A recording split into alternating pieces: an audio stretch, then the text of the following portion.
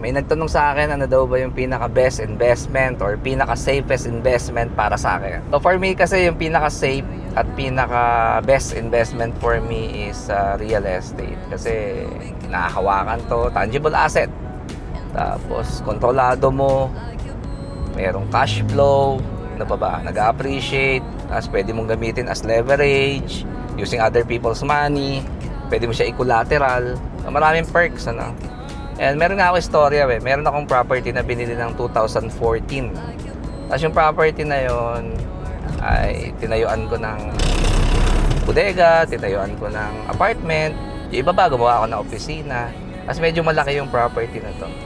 So nabili ko lang siya parang 3.2, 3.4, parang ganun eh.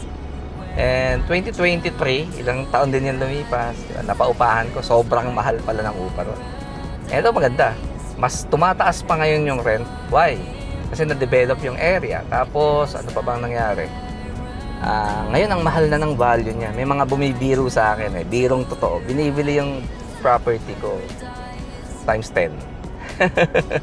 So times 10 ang presyo. So ito yung power of real estate na madalas ay kinatatakutan ng iba. Why? Kasi ang gusto lang nila mag-save, pero in reality, ano ba nangyayari sa savings mo? Di ba nilalamon lang ng inflation? So may katulong kang umuubos sa pera mo. Ano yung umuubos? Inflation. Ito pa isa. Ang inflation ay hindi natin nakikita.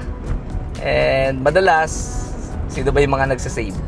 Yung mga takot na maglabas ng pera kasi takot mawalan. Pero ang totoo, habang natatakot silang mawalan, lalo silang nawawalan.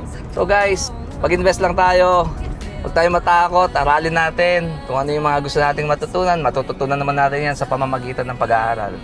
So, happy investing guys!